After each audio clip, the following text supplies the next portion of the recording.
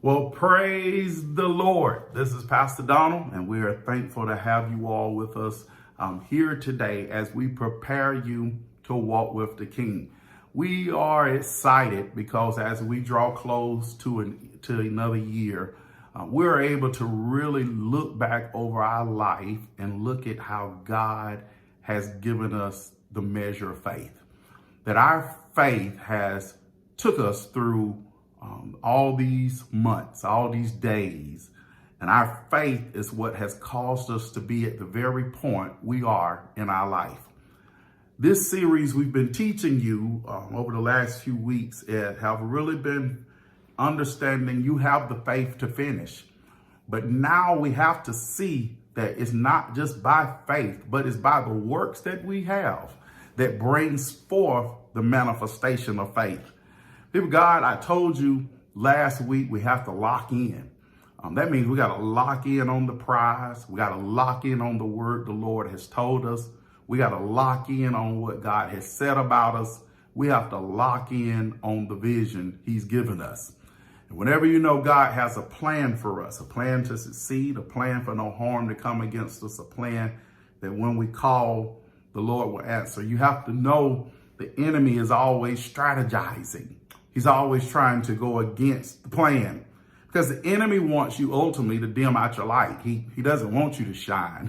He doesn't want you to shine before men that they see your good works and glorify your Father. He wants you to look more at the problem and he wants you to look at the situation at hand. But I need you to understand you've been called for such a time as this. You've been anointed for such a time as this. God didn't make no mistake when he brought you to this point in your life. And it doesn't matter if you're young at age. It doesn't mean if you're seasoned at age. It doesn't matter if you're middle age. You must understand God has empowered you. And someone said something to me over the weekend that just blew my mind, opened my eyes. And he said, you're not just a normal light bulb.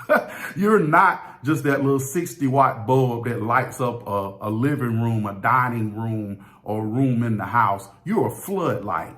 You are a light that has been designed to brighten a whole field. You are one that's been created to cause something to happen that many people can see. I'm calling you into a place of declaration today that you're going to get moving. You're going to let your faith move you into the place God is calling you.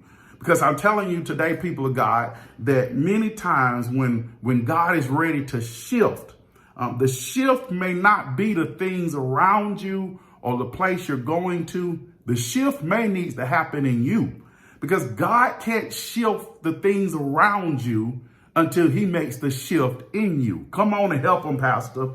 And you must understand that your influence really depends on the shift. And that's why today, when we look at the book of Exodus, chapter number 14, we're looking at how God was given the instruction to Moses to shift the people, to move the people into action. Because you can't say you have faith if you're not moving with it. Listen, how do we move forward? How do we begin to take action by faith? I had to apply this in my life first because as God is doing things in me, I want that which is done in me to overflow in you.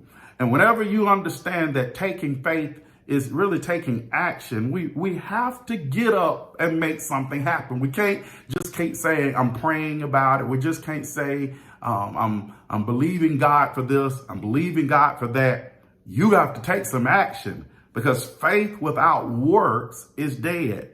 Standing still is not an option, people of God. Standing still. And when I say